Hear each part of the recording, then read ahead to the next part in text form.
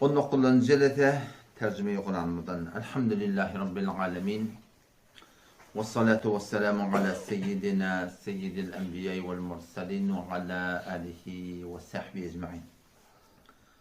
Kur'an'ın tercümesinden dertimiz gelip gitti 65. ayet Sure-i Bakara'dan. Nem için şu Sure-i Bakara deyiliptir. Şuştada şun kutfağın dersimiz de şon süne. Dersimiz şon süne kiştada bir sığırın gurrun var. Musa aleyhisselamın vaktinde şu tada bir vakıya oluptur. Şu mebna bilen suran adına Bakara koyuluptur. O zaman Diyanet'te bazı zatlar öyle mevkufi diliye. Mevkufi diliye. Mevkufi diyen manası ne? Yani akıl yürütüp olmuyor o tada. Mevkufun ala Kalallahu ve Resuluhu. Huda bilen Peygamberin aydanına vere ediliptir. Akıl yürüdülmektir. Hamana şurası Sure-i Kur'an ve hamana birinin adına Bakara sığır koyuluptur, birinin adına Ankebut möy koyuluptur, birinin adına Neml karınsa koyuluptur. Ya şoňa meneş başka sur mu'minun bolsun, Fussilet bolsun, şoňa meneş Kâf aynı sure Kâf bolsun.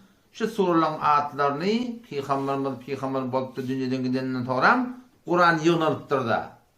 Kitap suratında da.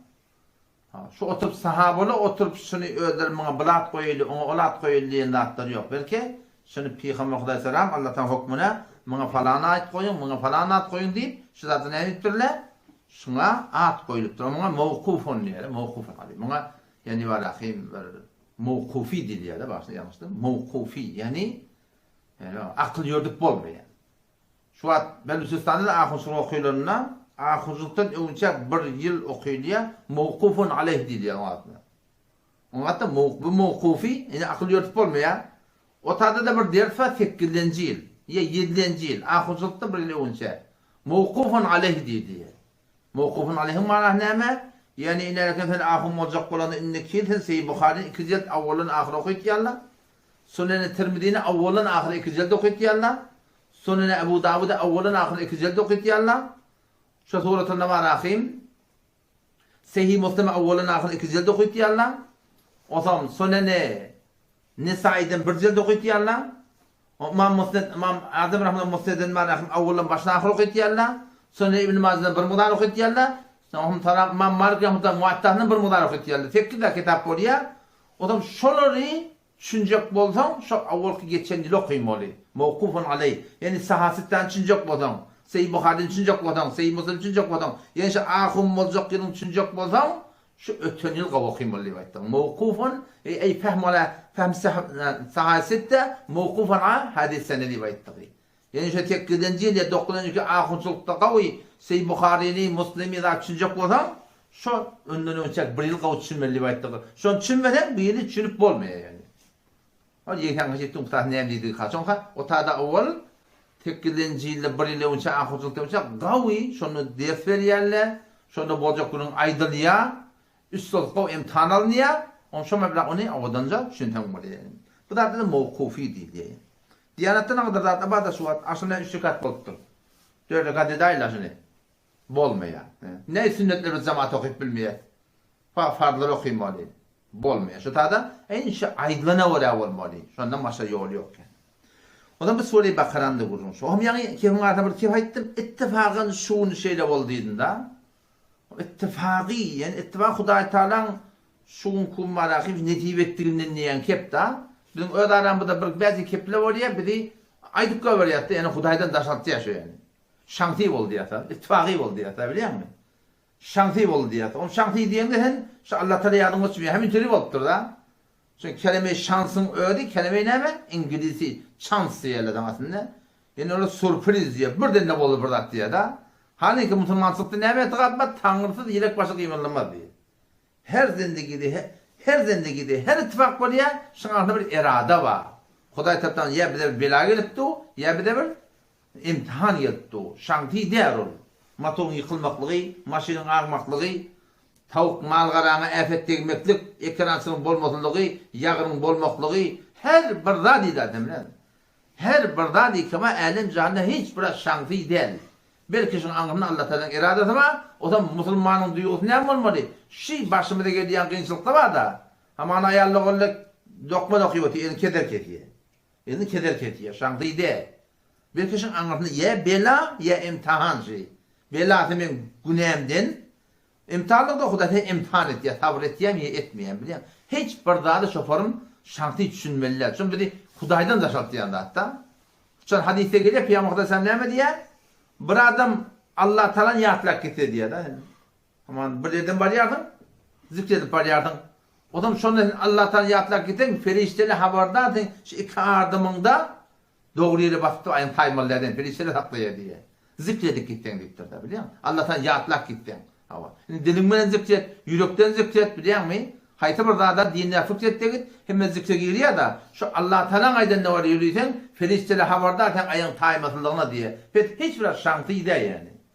Şantı diyende ne mi diyor? Hudaydan da şart diye. Fıkretmeyen, oylanmayan, ne mi deyip bollu, nece oldu, ne bir şeyle oldu. Bize duygular tapılmıyor. Oklak görüyor şantımızı biliyor. Motor yıkıldı, şantım yok. Maşinaya şantım yok. Ekran sırıp olanak şantım yok. Yeni burada böyle şantım yok. O Huday Teala şu başımda iş getiriyor bir de oylandıracak buraya, düşündürecek buraya, bir duygu getirecek buraya, bir düşecek buraya da bir de oklak buraya şantım, ben şantım. Ben gavha. Kimde takdir var? Ayda, yıldızda, günne, çobanın ayağına, gelinin ayağına, şansta, başa bırakalım arada. Şu da atlamı noklanıyor ha. Hani hissatında kimden? Allah Celle Celaluhu'dan. Ma asabeke min hasenetin fe minallah diye Allah Teala. Size haytı bir kavlu hikayet ya Allah'ın fadlından. Ve ma asabeke min seyye fe min nefsik. Balın başını kıyınçılıp geliyor. Fe min nefsik. Bol piyorsunuz ya Huday Teala. Başka ayetler ne diye? Ve le nebluvennekum. İmtihan edecek bu diye. Ya imtihan ya bizim başına bela. Şantı diyen dağıt yok. Şu dağıtları var akım. Yani kiplemizde de haberdar olmalı. Teoremizde de bir ayette de mümkün bolsa tüycük boşuna düşündürmenle banacan gel. Ne yapayım? Nesihatın da bir uğru var da. Nesihat dercem fezihat bobat diye da. Şu atamanın şeyinde bir yanlış ya. Hamana şantı edip dur. Şant ne yapmalı edip dur. Ortuvasılık da. Nesihat dercem fezihat da. Nesihat cemde vermekten adır ortuvasılık. Nesihat vermekten uğru var da şeyden. Nesihat yekelikte. Bir muhabbet bilen, bir dostluk açıp, bir tanışlık açıp, bir kefa aydıp olacak bolsa biliyor musun? Ha şu tuğratın netihat vermeli. Cennet netihat verecek bolsam, ol nemet ya adam rosvayet ya da. O kavatla var ya habinin cebde bir netihat vermeli ama ana şu postun ötene comment yazıyor biliyor. Cemdetin bir nazar edecek da şey değil. Şu tarzda tila ulen, edep bilen, hürmet bilen yazılmalı, kelam etmeli. Başka adamı da şundan peydalanır ya. Hobini bana dersin bir de. 50-65. ayet hava. Bir tane inni şol Yahudi'den geçenki cedetede onun bir tehlikeliğine aitti. Bir tehlikeliğine hebaset dedi. Tehlikeçilik var öldürme. Bir tehlikecilik ne oldu? Tevrat'ı vaktiki Musa Aleyhisselam kuturdan Allah'tan emrine birliğini alıp geldi. Bir amel edecek dediler. Amel edecek de sonra yine diyendiler. Rabbim Allah Teala o taraf dağı kutur defelerini getirdi. Zorlap boynandırdılar. Kimin diyeti? Geçen diyeti geçti ki diye zorlap boynandırdı. Neyse boynandırdılar? Çünkü avul boynandırdılar. Yine edecek edinden doğru edildiler. Başta doğru verin boynandırılmaptı yani. Şimdi bunun ikinci gurumu. Bu da geçerli gurumu. Hazreti Davud Aleyhisselam vatanına bir gurum oldu. İle diyen bir oba varmıştık. İle. Oba diyen ne? Küçücük oba hitap etmedi ha? Ama ana müngoy. Mung meşhuri, yolma hadiyen yanında, mung deneyecek koy. O lokon ova. O zaman Allah Tebarek ve Teala şol kavm diyeni etmedi direktli, aydan nora bolmadı direktli imtihan etti yaşadılar. Öyle Yahudiymiştikler. Yahudi olup da deriyen kenarında yaşayalmıştıklar. O zaman Allah'tan aydan nora bolmadı direktli, burada şu şemme uçanın teatili gülleri da, şoğun beter tiyeli Allah, hormat et yerli öderi, hepiniz zımamı diyalak. Ondan ola şolluğun Allah Teala'nın emrine göre diye kenarda buna bağlı tutuyorlar. Şemmevun balıkla şafır da şafır diye. Şemmevun balıkla zımş birelle olmalı. Kalamulla imane tavriye diye. Yöne bir bolsuluk da diye. Allah Teala imtihan etti. Ondan şu zamanla şol Hazreti Davud Aleyhisselam vatanına şolar geliptirler bir yol oynaptırlar. 163. ayet Sure-i A'raf'tadır galiba. Şol oban gurun elliye. وَاسْأَلْهُمْ عَنِ الْقَرْيَةِ الَّتِي كَانَتْ حَاضِرَةَ الْبَحْرِ إِذْ يَعْدُونَ فِي السَّبْتِ إِذْ تَأْتِيهِمْ حِيتَانُهُمْ يَوْمَ سَبْتِهِمْ شُرَّعًا شَمَّوْنَ بَعْضَ شِكِّرْ بِيَلَدِي وَيَوْمَ لَا يَسْبِتُونَ لَا تَأْتِيهِمْ كَذَلِكَ نَبْلُوهُمْ بِمَا كَانُوا يَفْسُقُونَ Neyse tam oturlar, ne darang diyelim oturur, bir mekanı yapsıkun Allah'tan aydandan çıkıptırlar, Huday tabi kıyınçılık taptır, darang diyelim taptır, duruyalım ya durmayalım. Şemme o bağ tutmalılardan, dağının öyle tutacaklar tutamadı. O zaman böyle yol oynaptırlar şeyler. Ne yapın yol oynaptırlar? Balık, zallı akara geliyor da, tuğliyle akta son arsın gidiyorlar. O zaman orası dediğin kenarlarına şeyler, her ovada belli tayfalar var. Şu adamı her gayti yani deriye çokutturlar. Deriye açan bir kuru doldurup onu şemme umur şey kapatıp sondan deriye aktarıyorlar. Balıkta da sondan akara zınıp her gaytın öyle deriye açacağı kağıtcağa dolup onu var hem kafasını yapıp eti yekşemme tutuyorlar havalar. Yol oynaptırlar şey dediğimi değil mi? Yol oynaptırlar. O zaman vakti ki şol kavm şeyden ne? Allah tebarek ve teala şolları maymun etti diye. Şu milletin öğri 3 cemaat bolupdurlar. Şu millet, şol ovan adamları bir cemaata etmeyen moddular. Huday hakikaten böyle yol oynayıp başlayacak ya Huday Teala ettirler. Huday Teala'nın Allah olmaya yol oynayıp başlayacak dedikler. Hem etmeyaptırlar hem de aydıptırlar. Beytmen Allah'tan korkun başına bela gelir dedikler. Bir grubu da etmeyaptırlar ki ay bile neyme dedikler. Aydan kulağına aktıptırlar. O bir grubu da hakka için yankıcı ediptirler diye. O da vakti ki azap gelenine umum müfessirinde neyme diye şöyle ki şu yol oynaptırlar. O şöyle ki ay bile neyme aydanına kulağına aktıptırlar. Aytma yaptırlar. İkisilerin de başına bela getirdiler. Fakat şu cemaati ki etmeyaptırlar. Aydıp deyiptirler. Şöyle necat taftırlar diye. Şöyle necat taftırlar diye. O zaman Allah Tebarek ve Teala Rabbimiz Teala şöyle oradan Teala gurun asıttır. وَلَقَدْ عَلِمْتُمْ قَتْ اَنْسِذ يَهُودَرِلَر biliyarsınız. Ne meni? Şol avval geçen gurunu. Geçen kişiler ben öğrab aytiyan. Hop falan semmung yıl munna bulan gurun. Ne biray dip tuğullar. Ne biray dip tuğullar. Şola da insan bir de insan. Şola Hudayın şerifetine yol oynaptırlar. Bir de şunun yol oynadık. Bir de aynı şon yalık bolacak yani. وَلَقَدْ عَلِمْتُمْ قَتْ اَنْسِذ biliyarsınız. Hile oyna. Hilet geldi de. Ne meni? وَلَقَدْ عَلِمْتُمْ قَتَمْسِزْ بِالْيَارْتِنَ الَّذ۪ينَ olbur adamları ki اِعْتَدَوْ tecavüz ettiler minkum sizlerden fissebde şu şemmede. Şu şemme onu ki bağlı tutmalardılar. Şoğun tutmaklıkta yol oynadılar. وَلَقَدْ قَتَمْسِزْ بِالْيَارْتِنَ عَلِمْتُمُ الَّذ۪ينَ اِعْتَدَوْ minkum tecavüz ettiler sizlerden şöyle fissebde fi yevm istebde. Şemme bunun hakkında. فَقُلْنَا لَهُمْ Allah tarafı olarak ayttık diye kunu bolun qiradeten maymun bolun. Hasiin zelil halinde. Zelil maymun bolun diyor. O zaman şu cemaat ki yan kayıtım yalak aytmaptırlar. Ne? Etmaptırlar. Aytmaptırlar ve ediptirler. Hakka günahkacı yolunu yaptırlar. Allah'tan şöyle emrettir. Kunu qiradeten maymun ediptir diye söylüyor. O zaman bazen soruluyor da şu maymunlar var. Maymunlar. Aya şıla şolong nesinden mi? Yok bula olong nesinden ne? Hadis-i için Peygamber Hazretleri soraptır. Ya Resulullah Sümeymulla şolamıyor mu? Yok diptir. Bula başka kudaten yerden dağıtları. Ola haytı bir milleti o da Mesihiyler Hudayta donu dediktir. Bir vaktlarda donu doktor solar. Bula da ki Yahudiler var maymun otturlar. Haytı bir millet Hudayta meshetse şeklini ütçetse nihayet üçün diyor orada. Sonra bir kul nabut oluyor Allah. Ölüyerle darak diye. Ama maymun cemaati ki maymunu bila Hudaytına başka bir yerde mahlukları orada şu tada maymun muhtenemet yerler kullen aradan git yerler. وَلَقَدْ عَلِمْتُمُ الَّذ۪ينَ اَعْتَدَوْ مِنْكُمْ فِي السَّبْتِ فَقُلْنَا لَهُمْ كُونُوا قِرَدَةً خَاسِئِينَ Onlar maymun ettiler. Ne için? Şu yol oynattılar biliyor musun? Yol oynattılar. Şunun konuda şuna meniş yolu var da. Ama şu düğününü bir de mutlu. Men denanamın 45 mıtkal gıdıl var diye. O zaman ben bir mudan oğizme verecek, bir mudan özmazcak, bir mudan oğizme verecek. Ne edecek? Dekattan kaçacak. Dekat verecek ya da. Ya hamana gıdılı bağ, ne etti? 10 noktalı mıtkal koyuyor. Şu 20 eltenak. Neymiş dikkat verecek ki? Kim alacak oraya? Huday Teala alacak oraya. Şunu yol oynama diyorlar biliyor musun? Akım oladan sen maktuda sorarsan ama akunağa mena ayalımın kıdırı vardı. Ama o mesut kaldan bana verdi. 45 mutkaldan. Neyse kadar 30. O mesut kaldan kıyma verdi. Kalı neyse 15. Bir zekat şiye mi akunağa? Yok zekat şiye diyor da sadece vurdun şey değil mi? Ama Huday Teala'nın Allah olmuyor da. Sen şili işini hem çiğ ettin, ne mi yol oynadın? Şi yerine ne mi diye başa bela diye. Peygamber Kudasam ne mi diye? Haytı bir mal helak bu diye. Şunun dikkati vermektir diye de. O Huday Teala'nın başına bela koyacak olsa neymiş var? Şu buradan cavan olan diye vurdum ben ne medin? O diye vurdum. O zaman sizi burhan böyle uykudan turdum bir halim o diye dedim. Hay bolda 30 yaşına olan.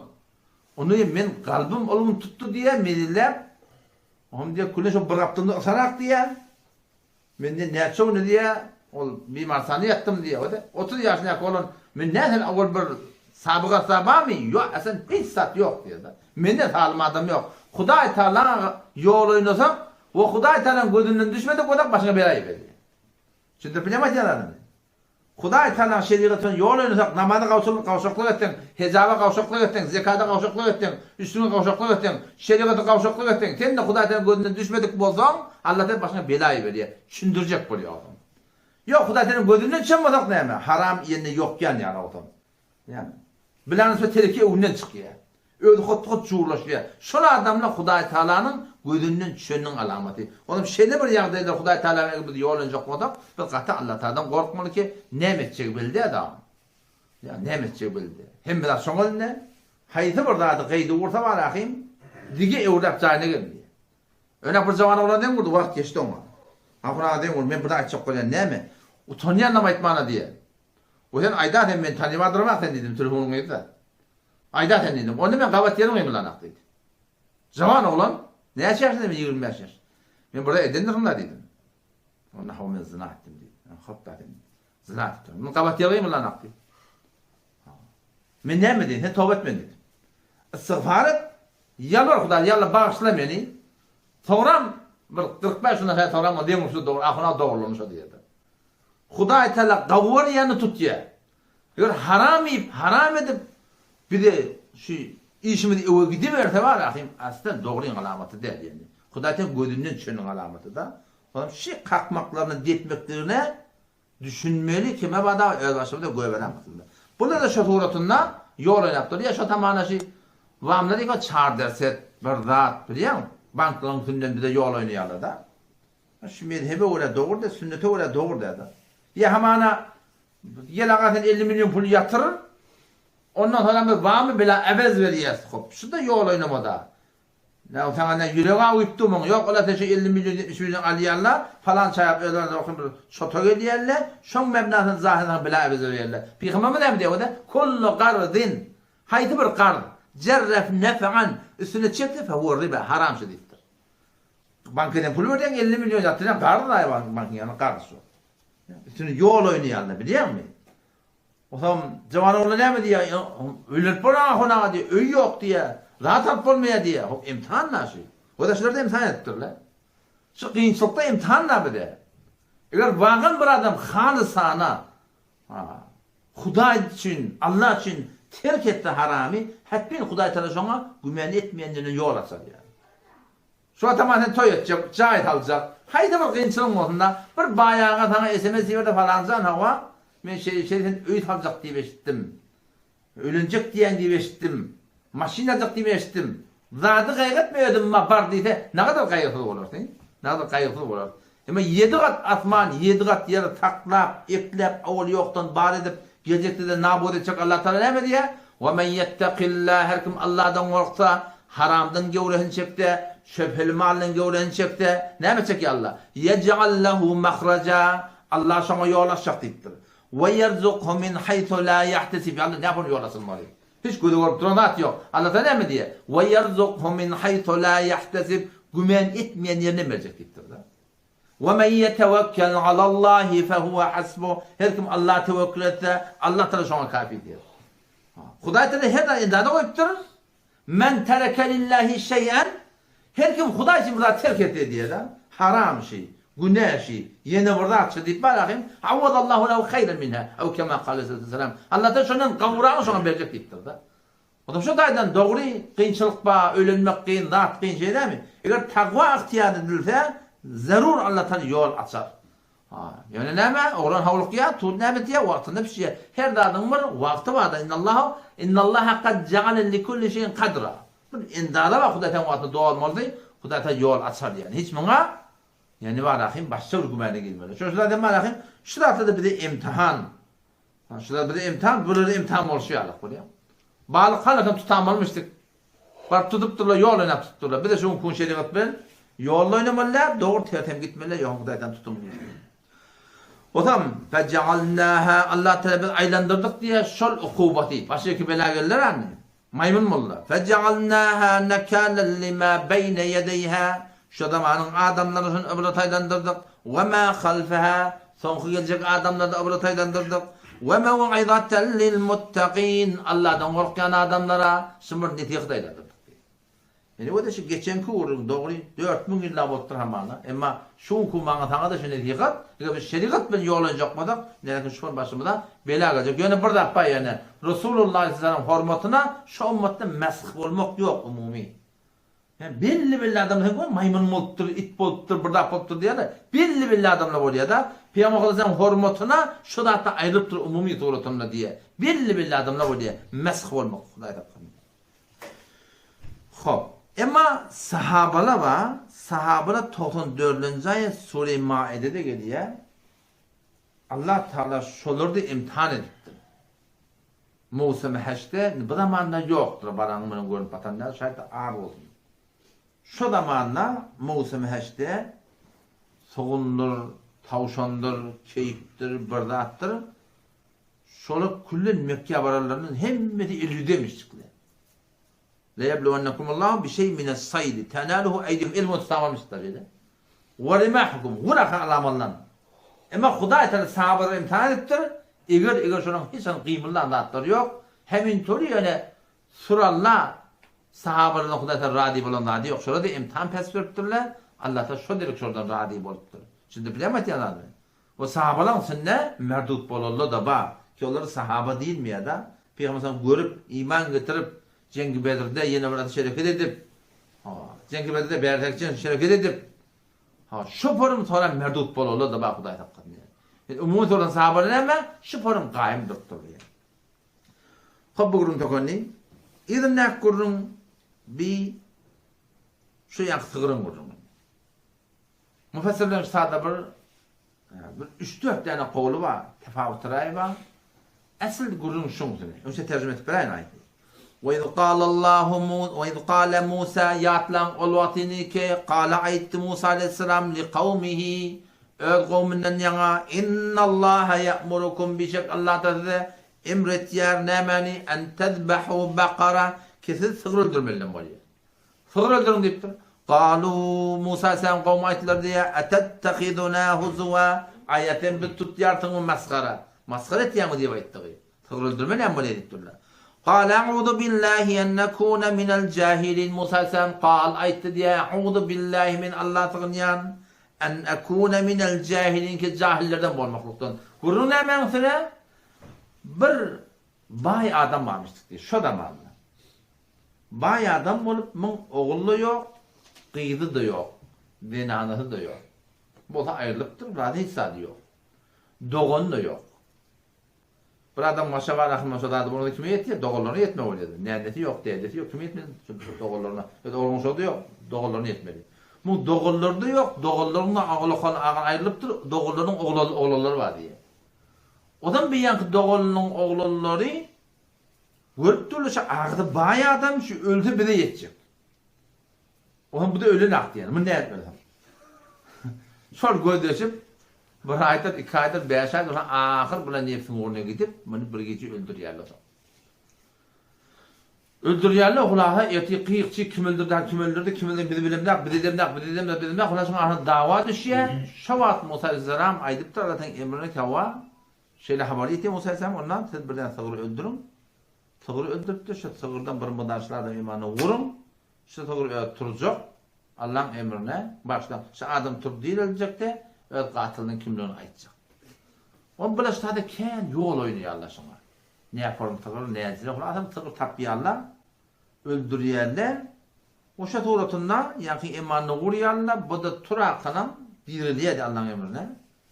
Dirilakınım şeyse bir palanı öldürtüyor, ya mesela ölü yaşatadı.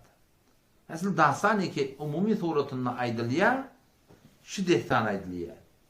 Ama ne kadar müfessirler deyiptiler ki, yok, bir İsrailiyat, Tevrat'ın ladın üstünden gelen destan şu deyiptiler. Müfessirler naklediptirler. Nakletmekte doğru diye. Ondan müşkül yok. Sonra da Tevrat'tan İncil'den bir de bir kep geldi. Sonra 3 tane duygu var. Tevrat'tan İncil'e gelen de Kur'an'a sünnete mutabık olsa göze sürme kabul ediyor.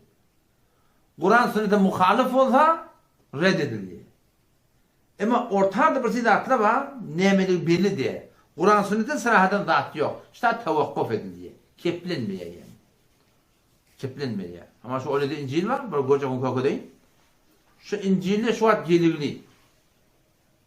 İsa Aleyhisselam'ın dilinden aydıptırlar. Eğer ben nerevem, an ruh-i pak-ı Huda, ki serçeşmeyi hemi hubi has, ne hadamet diyorlar.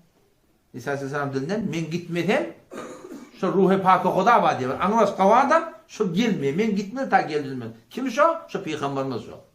İncil'e şu kadar tehrif oluptur, ütkediptirler, şonna hem ütketmek böyle yine de şu Peygamber'in nişanı var. Şun yerliklerden kabul ediliyor. Ama izinden şu ruhu pak Huda kim? Şu üçü edecek diye şu.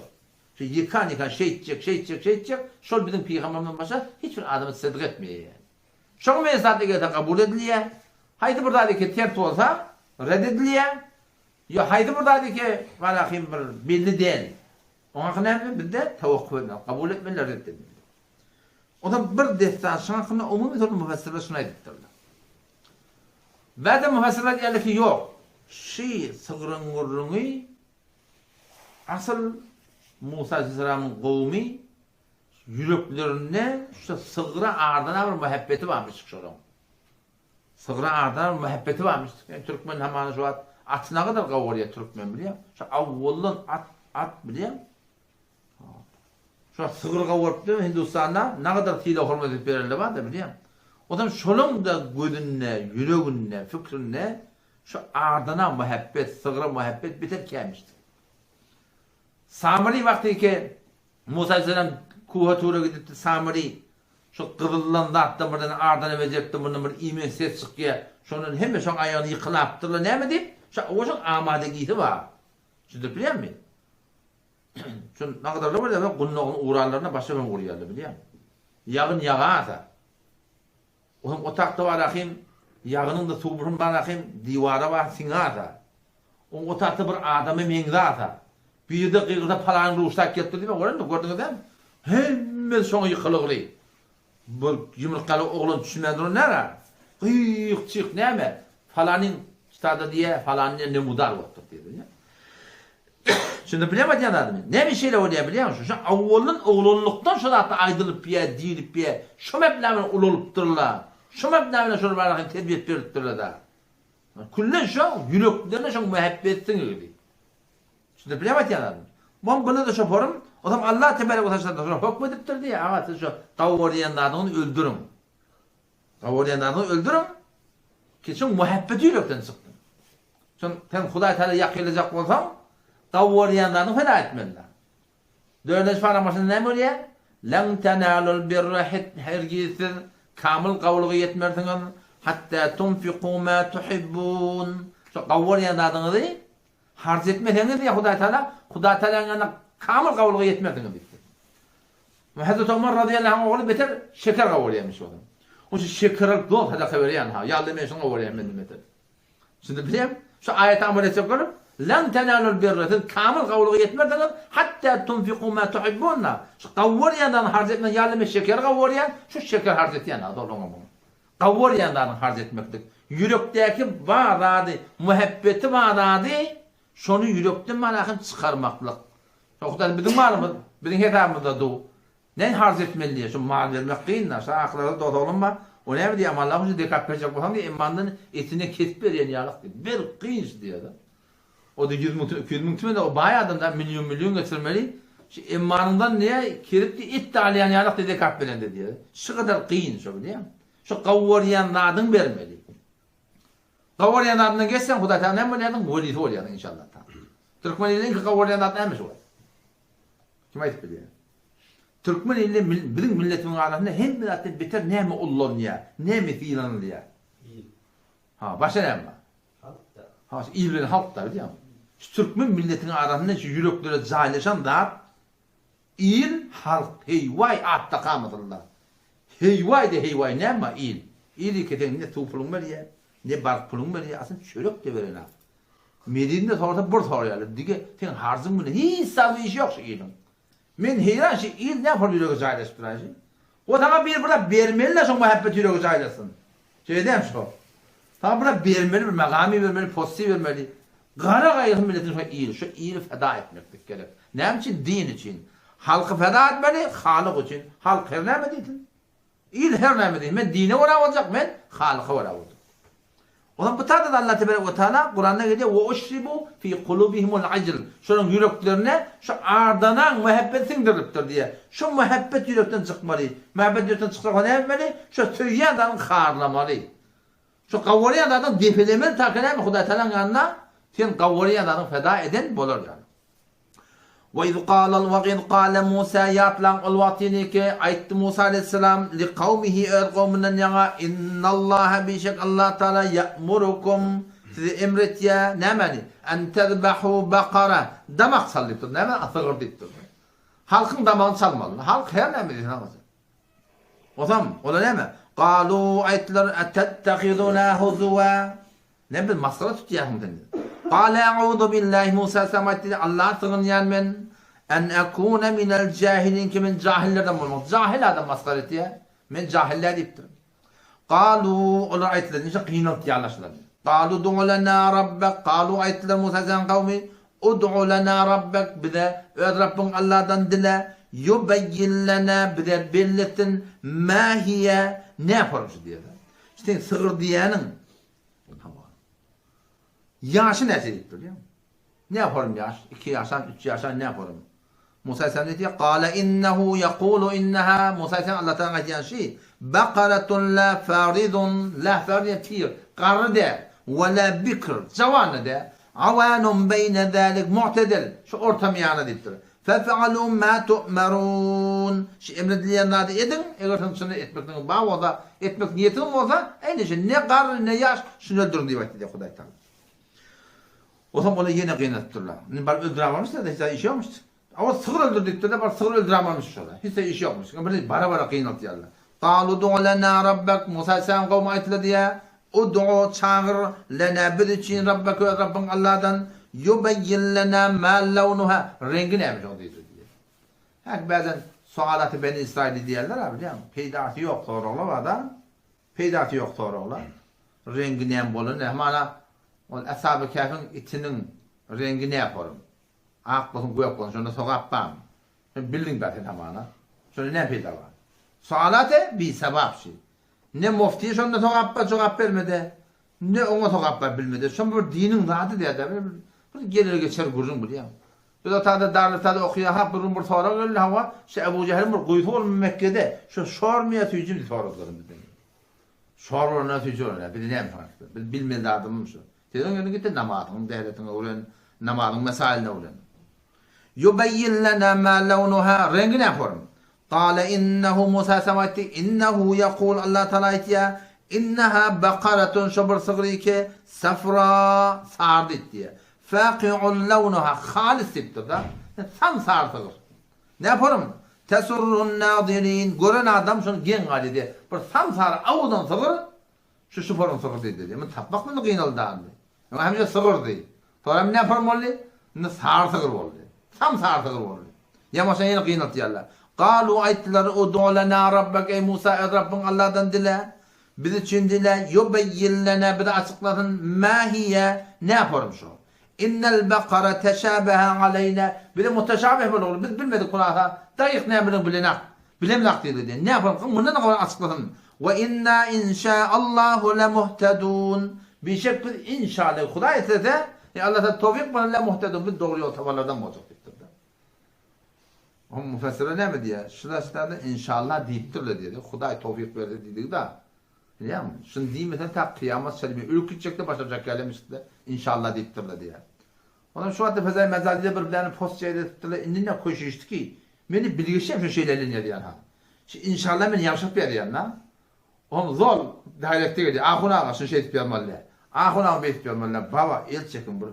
İnşallah sen yavşak bir juda ya. İkisi bir mana. İn yani eğer şa'e bihal Allah Allah öyle de.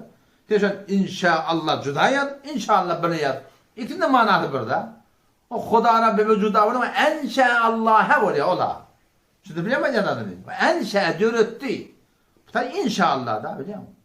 Şimdi yavşırık oluyor, juda ya. Mana yüklemeyen. Bu Türkmenler ne diyordum? İnşallah diyordum. İnşallah da doğru da edeyim. İnşallah diye inşallah var. İnşallah diye. İnşallah da doğru da inşallah. Yani Huda etledi. Yani Huda tevfik verdi. Ondan Sure-i Kâf'te geliyor da ki وَلَا تَقُولَنَّ لِشَيْءٍ اِنِّي فَاعِلٌ ذَٰلِكَ غَدًا bir iş edecek diye bakma ayında değil burada ayırdanlar. İlla inşallah inşallah ayet diye bekliyor Allah. Her bir iş edecek olan inşallah diymelin. Şimdi biliyor musun? Her burada ayetten yani ayında bir işin nazarında var inşallah diyemeklik deniyor. Yok ne mi diye biliyor musun adam? Hudayta dayanman ödüne dayanan adam oluyor da. Elbette burada var yöne. İnşallah diyene yalan sormayan Huday tevfik böyle deyip balahim bana da yol oynamalı lakin ben hemen o tadı inşallah dedim yok ama söz vermeli de söz vermeli o tadı inşallah manası yok yani biliyor musun? Biz söz veriyor duran bildiğimde ehde peymanlarda zatlarda balahim bizlere yol oynamak hem doğru değil yani. Söz veriyor sözünde durmalı. Şimdi bilemedin adam. O inşallah dedi diye. Yine de mâte innel behkârı teşâbe'an yine mutuşâbe ne yapar yine torak dururlar. Diyem. Qarrımı yaş bula belli oldu. Rengi de belli oldu. İnne yaparım. Qala innehu Musa semayti innehu yaqul Allah Teala etiya innaha baqaratun şabr sıgrike zalladalulun zelille yani iş edenle tutirul ardaki yer sürsün. O yüzden sıkırdı. Ve la tesqillar ol yer soğuyan sıkırdı de. Ka sıkırları biliyor musun? Haktak yani da biliyor musun? Godak yala çektir yala zat yala. O yüzden sıkırdı. Ne yapar bunlar? Musallametun salim, eyipsiz. La şiyete fiha. Hiçbir renk tarpaslasyonu yok diye ettikler biliyor musun? Hiçbir eybi, rengi, hali hissat yok. La şiyete fiha. Kalbun ane ci'te bil hak. İn hem davadan sonra ci'te bil hak. Şu Hudayın ayetken inten getirdin. Fedebehuha damaksallah ve ma kadu yef'alun yakin ki etmedildi diye de. Yine de avlı guluncu kula sağman çalıttırlar sonra. Huday Teala aydan ahır yere götürttürler. O zaman şu arada biri ölüptür diye de adam. Şu arada biri ölüptür ne? O ikilini tefsiri oraya da. O biri ölünü herkine bayadım ölüyor ya. Şonuna emir var ya kavana mı şeyle. Tez şol sığırın malahim etinden bir mudar sonra vurun. Bir tefsir şu ki o karşılı adamı iman birbirine vurun. Eğer o dağsanı gavı başa hesap etsek. Bunu başa hesap etsek şunu tercih ettirir mufassirler. وَاِذْ قَتَلْتُمْ نَفْسًا فَدَّارَأْتُمْ ف۪يهَا وَاِذْ اُلْوَاتِيكَ قَتَلْتُمْ نَفْسًا bir adam öldürdünüz فَدَّارَأْتُمْ ف۪يهَا şu hakkında ihtilaf ettiniz. Bir ol etti diye, bir etti diye anlatana mı diye. وَاللّٰهُ مُخْرِجٌ مَا كُنْتُمْ تَكْتُمُونَ Allah Teala zahir etkici. Ol burada getirip bahsediyatınız. Ne etmedin? فَقُلْ نَضْرِبُوهُ بِبَعْضِهَا bir tefsiri var. Şılarda şu ardından bir mıdan şılardan imanına vurun. O bir tefsiri var ne mi? فَقُلْ نَضْرِبُوهُ بِبَعْضِهَا şu adam uyar imanını birbirine vurun. Kedalike şıforun. Şu taşı diriliye bu şıforun Allah'tan emrine kepleptir yavaşladan ölüptür. Kedalike yuhyillahul mevta şıforun Allah tebarek ve teala şunu hem öldür diriltiye ve yurikum ayati ödnişarını kokadiye leallekum taqilun şakirine akıl eder ya Allah diye. Şu bizim özümüz de ölüp diriltti olsa şey değil mi? Taraf muslap yatı hiç zaten havari yok. Ayağına şeyle yoğuş dedirip duruyor. Vellezî yeteveffâkum billeyl. Allah Teala zaten ki gecenin canını alıyor diye de. Biz her gece canımız sıkıyor. Ve ya'lemu ma cerahtum bin nehar. Bu ne nimettir bunun haber var. Sonra yeb'atukum Allah'ın mebus ediyor yani diriltiyor demektir. Her gün ölüp de diriltiyor. Huday Teala bundan hiçbir işi yok yani. فَقُلْ نَضْرِبُوهُ بِبَعْضِهَا كَذَٰلِكَ يُحْيِ اللّٰهُ الْمَوْتَى اَيْنِ يَنْقِنْ diriltiyor. يُحْيِ اللّٰهُ الْمَوْتَى Allah Teala ölür diriltiyor. Ve yurikum ayati ve nişanını size koku diye. Ne için? Leallekum taqilun. Diye akıl eder yani. Oylanışır yani. Siz için şifon Huda Teala nişanını koku diye. Şu konu şeyde de şeyden. Şu konu oylanmaklığı ve dakikada Huda Teala in hem nişanı koyuptur. Öz hakkında. Nişanilerin hakkında, öğrep dizilecekliğinin hakkında biliyor musun? Fakat şuna ne böyle oylanmağına Adem olarak yani. Kur'an-ı Huda Tebarek ve Teala şöyle adamdır ki yetefekkerûne fî halkis semâvâti vel ard. Asmanların yerin yaratmanı fikret yerle diye. Şoğlara ulul elbab aklını yettiktir biliyor musun? Kitabın var değil. Çünkü fezai mezalideki şundan tahkikten değil. Şu Huda'dan yaradanlarına fikretmektir.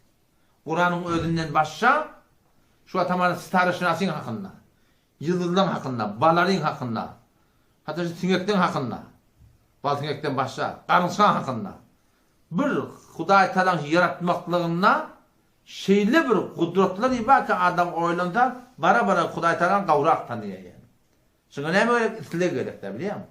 Bizde o şey itilek olmalı, dua olmalı, tahkik olmalı takibinde ne mi? Huda Teala'nın kavrak tanıyor yani.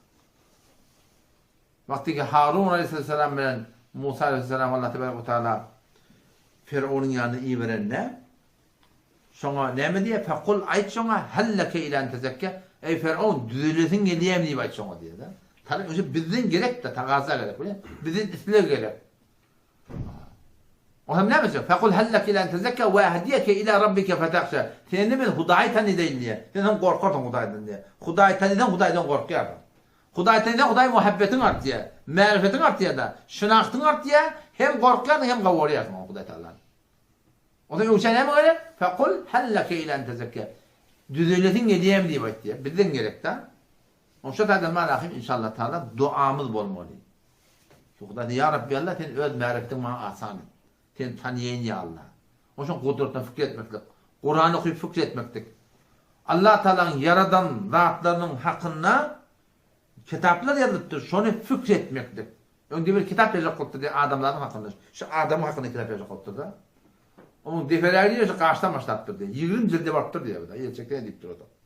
Fakat karşının ödünün hakkında 20 cilt kitap yaptır diye. Hem benim hakkında yazacak olan neyim etmeli biliyor musun?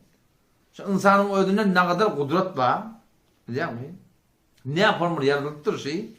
Kişinin hakkında kitap yazacak olan malahim öyle olukun bir kitaphanan doldursan olacak yani.